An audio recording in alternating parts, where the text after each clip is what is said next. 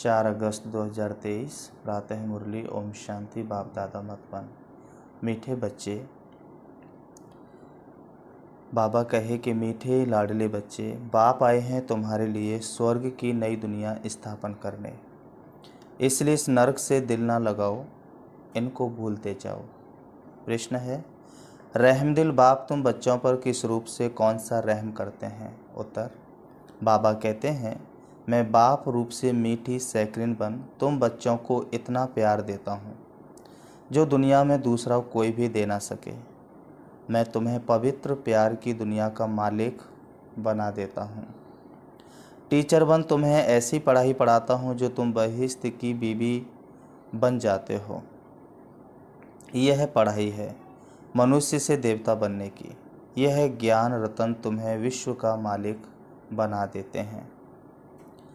गीत है, कौन है माता कौन है पिता। ओम शांति। बच्चों को ओम शांति का अर्थ समझाया जाता है। ओम का अर्थ है आई एम आत्मा, मैं आत्मा निराकार परमात्मा की संतान हूँ। शरीर का फादर वह है जिसने जन्म दिया है, उनको कहा जाता है शरीर को जन्म देने वाला फादर। और शिव बाबा है आत्माओं का बाप। वह तो है ही है, ढेर के ढेर करोड़ों आत्माएं अपनी निराकारी दुनिया में रहती हैं। वहाँ सदैव निर्विकारी ही हैं, विकारी तो परम धाम में रह ना सके। पहले तो यह बात पक्की करनी पड़ेगी, मैं आत्मा, मेरा बाप परमात्मा। आत्मा के संबंधी सब भाई भाई हैं। इस शरीर के बाप को कहा जाता है लौकिक बाप, आत्मा के बाप को कहा जाता है पारलौकिक बाप, जो सभी का एक ही है। पुकारते भी है ना, ओ गॉड फादर, ओ पतित पावन रहम दिल। यह आत्मा ने पुकारा बाप को। आत्मा इस शरीर के साथ दुखी है, फिर सतयुग में आत्मा को शरीर के साथ सुख है, इसलिए उसका नाम ही है सुखधाम स्वर्ग। बाबा कहते हैं, बच्चे यह है नरक, गाया भी जाता है ना, दुख में सिमरण सब करे, सुख में करे ना कोई, और सुख में सिमरण सब करे तो दुख कायकू होई। तो याद करते हैं पतित पावन को, समझते हैं पतित पावन बाप ऊपर परम धाम में रहता है। गंगा को पतित पावनी नहीं कहेंगे। गंगा को तो इन आँखों से देखा जाता है, निराकार बाप को अथवा आत्मा को नहीं देखा जा सकता। परमपिता परमात्मा प्राणदाता जो दिव्य चक्षु विधाता है, उनको कहा जाता है ओ गॉड फादर क्रिएटर। अच्छा, फिर मदर कहाँ से आई? मदर बगैर बाप सृष्टि की रचना कैसे रचें? मदर तो जरूर चाहिए ना। गॉड फादर मनुष्य सृष्टि का रचयिता, वह है सबका बाप। फादर है तो मदर भी जरूर होगी। बाप आकर समझाते हैं, मैं हूँ ही निराकार। मैं जब आऊँ शादी करूँ तब बच्चे होंगे, परंतु शादी तो करनी नहीं है, बच्चे पैदा करने हैं। शादी बिगर बच्चों को मैं अडॉप्ट करता हूँ। समझो कोई को स्त्री नहीं है, चाहते हैं कि अपनी मिल्कियत किसी को देकर जाऊँ, फिर धर्म के बच्चे बनाते हैं, अडॉप्ट करते हैं, तो माँ बाप दोनों ठहरे ना। तो बेहद का बाप कहते हैं कि मैं भी फादर हूँ, मैं कैसे रचूँ? समझ की बात है ना। तो बाप खुद आकर समझाते हैं कि मुझे शरीर तो चाहिए नहीं, तो इनका आधार लेता हूँ, ब्रह्मा बाबा का आधार लेता हूँ। तुम कहते हो हम ईश्वर की संतान हैं, ईश्वर की संतान तो सब हैं, परंतु इस समय बाप सम्मुख आया हुआ है, तुम बच्चों को गोद में लेते हैं, तुम बच्चों को गोद में लेते हैं। बाबा कहते हैं, तुम समझते हो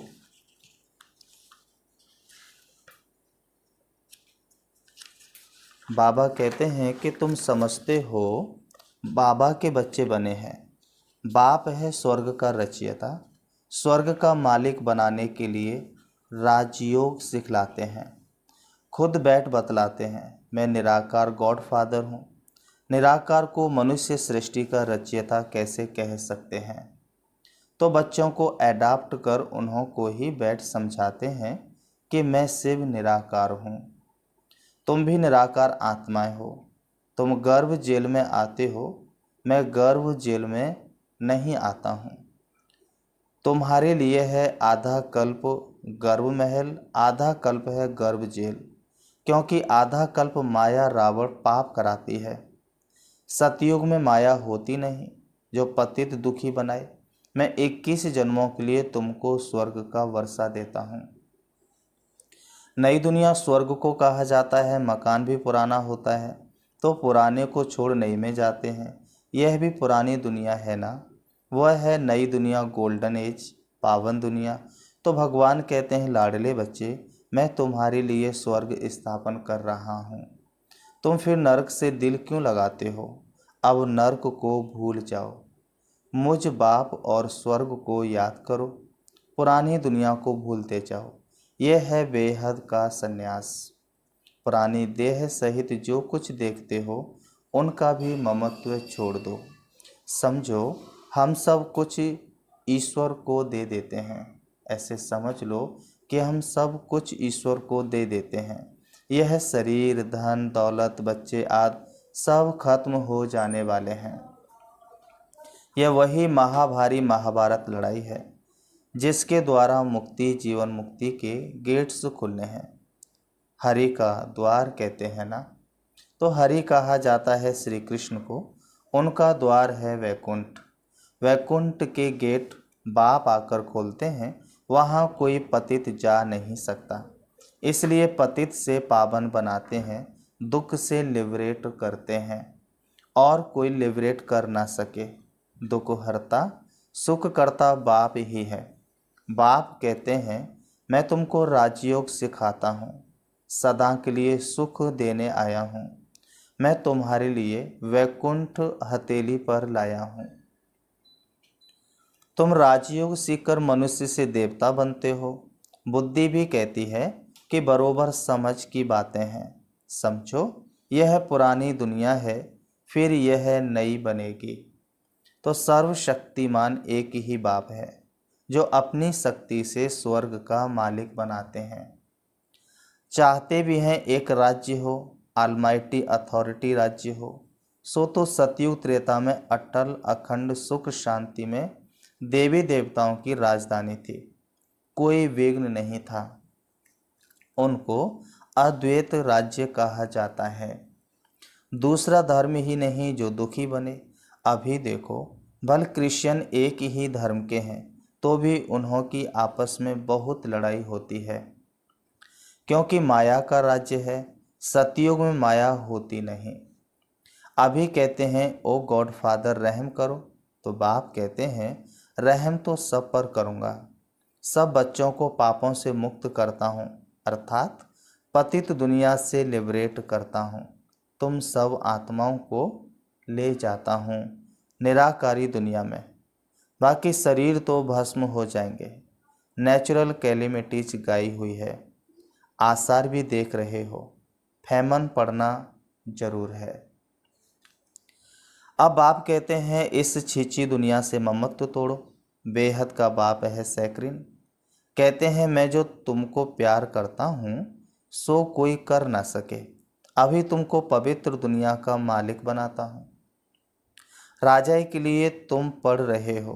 एम ऑब्जेक्ट बुद्धि में है, नया तो कोई समझ ना सके। जब तक कि कोई बैठ उनको समझावे। एक हफ्ता बैठ समझे कि मनुष्य से देवता बनना है। इसलिए बाप को जादूगर कहा जाता है। ज्ञान रत्नों से मनुष्यों को देवता बनाता हूँ। बाबा कहते हैं, उनको रत्नागर, सौदागर, मुसाफिर भी कहते हैं। तुमको आकर स्वर्ग की महारानी महाराजा बनाते हैं। मुसाफिर कितना हसीन है। तुम जो कोई काम के नहीं थे, अब तुमको पढ़ाकर बहिश्त की बीवी बनाता हूँ। तुम जानते हो हम सूर्यवंशी चंद्रवंशी बनने के लिए पढ़ रहे हैं, तो परमात्मा पढ़ाते हैं। तुम यहाँ क्या पढ़ते हो? तुम कहेंगे मनुष्य से देवता बनने के लिए पढ़ रहे हैं, क्योंकि यह आसुरी गुणों वाली मनुष्य सृष्टि विनाश होने वाली है। कहते भी हैं मुझ निर्गुण हारे में कोई गुण नाही प्रभु। तो वही रहमदिल बाप बैठकर तुमको पढ़ाते हैं। सभी धर्मों वाले एक निराकार बाप को ही परमात्मा मानेंगे। मनुष्य भल गॉड फादर कहते हैं, परंतु जानते नहीं हैं कि वह कौन है, कहाँ आते हैं। अभी तुम जानते हो वह पुरानी पति दुनिया में आते हैं, क्योंकि पावन दुनिया स्थापन करते हैं। पुरानी दुनिया को नई दुनिया बनाते हैं। नई दुनिया में तो सुख ही सुख है। बाबा कहते हैं नई दुनिया स्थापन करने कल्प कल्प मुझे आना ही है। यह तो बुद्धि समझती है कि रात के बाद है दिन, फिर चक्र में कलयुग आता है। कलयुग के बाद फिर सतयुग जरूर होगा ना। तुम बच्चों को कहा ही जाता है सुदर्शन चक्रधारी। आत्मा जानती है मैं 84 जन्म कैसे लेती हूँ। कोई मनुष्य मनुष्य को सदगति दे न सके। मैं ही आकर समझाता हूँ। हम तुमको पावन बनाते हैं। योग बल से तुम विश्व पर जीत पाते हो। बाप है सर्वशक्तिमान। बाप से तुमको बेहद का वर्षा मिलता है। आकाश पृथ्वी सागर आदि सब तुम्हारा हो जाएगा। यहाँ तो देखो आकाश पर भी हद, पानी पर भी हद लगी है ना। तो कहते हैं हमारे पानी के अंदर तुम नहीं आओ, तुम तो वहाँ सारे विश्व पर राज्य करते हो ना। तो स्वर्ग तो फिर क्या। बाबा कहे स्वर्ग तो फिर क्या। स्वर्ग को भूल नहीं सकते। मनुष्य जब मरते हैं तो कहते हैं स्वर्गवासी हुआ, परंतु स्वर्ग है कहाँ। जरूर नरक है ना। यह है ही हेल। सब मनुष्य दुखी हैं, सब पतित हैं। यह राज्य ही रावण का है, जिसको जलाते रहते हैं परंतु जलता ही नहीं है। रावण को एक बाबा कहते हैं रावण को 100 फुट लंबा बनाते हैं। बाबा कहते हैं रावण को 100 फुट लंबा बनाते हैं और बढ़ाते रहते हैं। दिन प्रतिदिन लंबा करते रहते हैं, परंतु समझते नहीं हैं। यह समझ की बातें हैं। यहाँ देखो मुरली चलती है तो फिर टेप में भरी जाती है, क्योंकि गोपिकाएं मुरली बिगर रह ना सकें।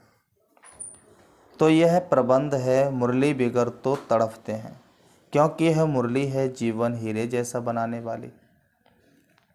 यहाँ बाबा पढ़ाते हैं जो मुरली फिर लंदन अमेरिका तक जाती है। बच्चे सुनकर बहुत खुश होते हैं। गाया हुआ है गोपिकाएं मुरली बिगर रह नहीं सकती थी। यह नॉलेज गॉड फादर ही सुनाते हैं। मुख्य एक बात समझानी है कि यह हमारा बेहद का बाप है। इनसे स्वर्ग का वर्षा मिलता है। आत्मा कहती है मेरा बाप परमात्मा है। वह आत्माओं को पढ़ा रहे हैं। ऐसा और कोई कह ना सके कि मैं परमात्मा तुम आत्माओं को पढ़ाता हूँ। ऐसे भी नहीं कहेंगे कि मैं परमात्मा नॉलेजफुल हूँ। तुम बच्चों को बहुत अच्छी रीत समझाया जाता है, परंतु सबकी बुद्धि एक रस तो नहीं होती है। कोई की सतो प्रधान बुद्धि है, कोई की सतो रजो तमो। इसमें टीचर क्या करेंगे। टीचर कहेंगे पढ़ाई पर पूरा अटेंशन नहीं देते थे। गॉड फादर है नॉलेजफुल। जैसे टीचर नॉलेजफुल है, स्टूडेंट को पढ़ाते हैं, आप समान बनाते हैं, वैसे इस सृष्टि चक्र की नॉलेज गॉड फादर के पास ही है। बाबा कहते हैं यह नॉलेज गॉड फादर के अलावा और कोई नहीं जानते। बाप ही नॉलेज सिखलाए नॉलेजफुल बनाते हैं। बाप है नॉलेजफुल, सबसे ऊंच है। ऊंचा जिसका नाम है, ऊंचा जिसका ठाव है। ब्रह्मा विष्णु शंकर है सूक्ष्म वतनवासी। बाबा कहते हैं 3rd ग्रेड में है मनुष्य। मनुष्यों में भी ग्रेड है। सतयुग में मनुष्यों की ग्रेड बड़ी ऊंची रहती है। तुम गोल्डन एज में जाते हो। आयरन एज ख़त्म हो जाएगा। गोल्डन एज है तो सिल्वर एज नहीं, कॉपर एज है तो आयरन एज नहीं। यह सब बातें बुद्धि में रखनी है, इसलिए चित्र बनवाए हैं। सतयुग में बहुत थोड़े मनुष्य होते हैं। कलयुग में तो ढेर के ढेर मनुष्य हैं। पूछते हैं बाबा विनाश कब होगा? विनाश तब होगा जब नाटक पूरा होगा, सब चले जाएंगे। बाबा है मुक्ति जीवन मुक्ति का गाइड, वह रहते हैं परम धाम में। तुम भी वहाँ के रहने वाले हो, यहाँ आए हो पार्ट बजाने। बाप कहते हैं बच्चे तुम्हें माया पर जीत पानी है, इसमें हिंसा की कोई बात नहीं है। सतयुग में हिंसा होती नहीं, वहाँ है ही संपूर्ण निर्विकारी देवी देवताएं। अच्छा, तो फिर बाबा कहते हैं मीठे मीठे सिकलदे बच्चों प्रति माता पिता बाप दादा का याद प्यार और गुड मॉर्निंग। रूहानी बाप की रूहानी बच्चों को नमस्ते, रूहानी हम बच्चों की रूहानी बाप दादा को याद प्यार और नमस्ते नमस्ते नमस्ते। आज धारणा के लिए मुख्य सार है मुरली का। नंबर 1, बुद्धि से बेहद का संन्यास करना है। बुद्धि से बेहद का संन्यास करना है। पुरानी देह सहित जो कुछ इन आँखों से दिखाई देता है उनसे ममत्व निकाल बाप और स्वर्ग को याद करना है। दूसरा, पढ़ाई को अच्छी रीत धारण कर बुद्धि को सतो प्रधान बनाना है। मुरली ही पढ़ाई है, मुरली पर बहुत बहुत ध्यान देना है। वरदान, भाग्य की नई नई स्मृतियों द्वारा पुरुषार्थ में रमणीकता का अनुभव करने वाले मन दुरुस्त भव। भाग्य की नई नई स्मृतियों द्वारा पुरुषार्थ में रमणीकता का अनुभव करने वाले मन दुरुस्त भव। स्पष्टीकरण, ब्राह्मण जीवन में लास्ट जन्म होने के कारण बाबा कहते हैं शरीर से चाहे कितने भी कमजोर या बीमार हैं लेकिन मन सबका दुरुस्त है, उमंग उत्साह से उड़ने वाला है, पावरफुल मन की निशानी है, सेकंड में जहाँ चाहे वहाँ पहुँच जाए। इसके लिए सदा अपने भाग्य के गीत गाते उड़ते रहो। अमृत वेले से भाग्य की नई नई बातें स्मृति में लाओ। कभी किसी प्राप्ति को सामने रखो तो कभी किसी को, तो पुरुषार्थ में रमणीकता आ जाएगी, बोर नहीं होंगे, नवीनता का अनुभव करेंगे। स्लोगन, आगे पीछे सोच समझकर हर कर्म करो तो सफलता प्राप्त होती रहेगी। आगे पीछे सोच समझकर हर कर्म करो तो सफलता प्राप्त होती रहेगी। अच्छा, ओम शांति। अच्छा, ओम शांति। अभी हम 5 मिनट बाबा को याद करते हैं। आज बाबा ने वरदान दिया जैसा बाबा ने कहा बिंदु रूप सार युक्त योग युक्त, तो अपने आप को देखना है। मैं आत्मा बिंदु स्वरूप हूँ, अति सूक्ष्म हूँ। जैसे मैं आत्मा ज्योति बिंदु स्वरूप हूँ, वैसे ही मेरे पिता परमात्मा भी ज्योति बिंदु स्वरूप है, जो परम धाम के रहवासी है। मैं आत्मा उनकी सबसे प्रिय संतान हूँ। मैं आत्मा परम धाम शांति धाम की रहने वाली थी। सृष्टि रंगमंच पर पाठ बजाने आई। अब मेरा पाठ पूरा हुआ, मुझे अपने घर वापस जाना है। मैं आत्मा चली जा रही हूँ, मन और बुद्धि से, हवा से भी तेज उड़ रही हूँ। सूरज चांद सितारों से पार, सूक्ष्म वतन से ऊपर। अब मैं आत्मा प्रवेश करती हूँ मड़ियों के देश में, जहाँ अनेक आत्माएं सितारे की तरह झिलमिला रही है। उससे भी ऊपर मैं अपने ज्योति बिंदु श्री बाबा को देख रही हूँ। मैं स्नेह के सागर श्री बाबा में समा जाती हूँ, मैं लीन हो जाती हूँ। अब मुझे कुछ भी याद नहीं आ रहा। मैं और मेरा बाबा, मैं और मेरा बाबा, दूसरा मेरा कोई नहीं। बाबा ही मेरा संसार है, बाबा में ही मेरा समस्त संसार है। संसार की कोई वस्तु वैभव मुझे अपनी तरफ आकर्षित नहीं कर सकती। सर्व संबंधों से मैं बाबा के सामने हूँ। बाबा मेरा सर्व संबंधी है। मैं बाबा से एक एक संबंध की अनुभूति कर रही हूँ। शिव बाबा से शक्ति लेकर वापस मैं आ रही हूँ। परम धाम से नीचे, सूक्ष्म वतन से भी नीचे, तारागढ़ से भी नीचे, चंद्रमा से भी नीचे, सूरज से भी नीचे आ जाती हूँ मैं आत्मा सृष्टि रंगमंच पर। आकर के दोनों ब्रह्म के बीच ब्रकुटी में विराजमान हो जाती हूँ। मैं बिंदु, मेरा बाप बिंदु और ड्रामा बिंदु है। मैं हर बात में साक्षी हूँ। मैं सर्व शक्तियों की अधिकारी हूँ। ओम शांति।